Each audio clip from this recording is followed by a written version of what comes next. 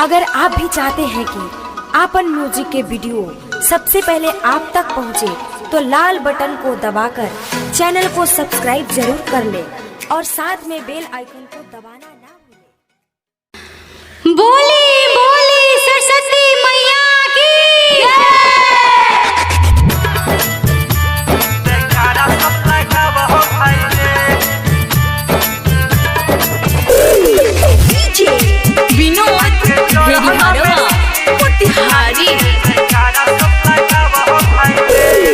हंस के सवारी करते बाहरी आए, विद्या के देवी सरस्वती माता है।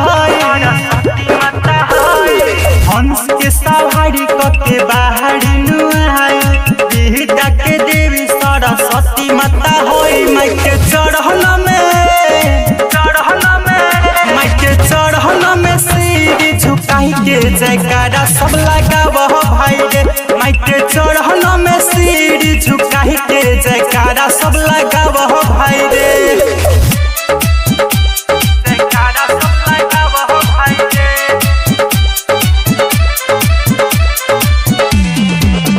माइके चढ़ल में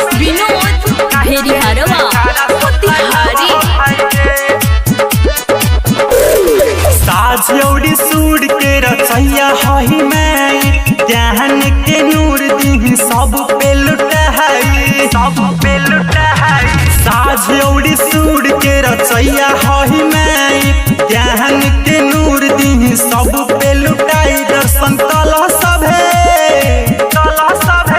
दर्शन कलह सभे मंदिर में जाई के जयकारा सब लगाव भाई रे। माइके चढ़ल में सिर झुकाई के जयकारा सब लगाव भाई रे। जयकारा सब लगाव भाई रे।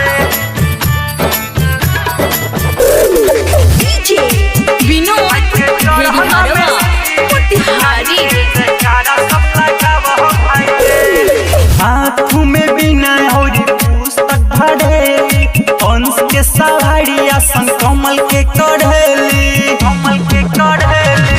हाथों में बिना और पुस्तक भरेली, हंस के सवारी आसन कमल के करेली। मनीष विकास कृष्णा कुशवाहा गावता सुनाई के जयकारा सब लगाव भाई रे।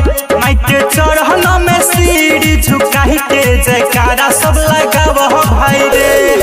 हंस के सवारी करके बाहरी आए, विद्या के देवी सरस्वती माता होई। माइके चढ़ल में सिर झुकाई के जयकारा सब लगाव भाई रे। माइके चढ़ल में सिर झुकाई के जयकारा सब लगाव भाई रे। आपन music digital recording studio Moniyari.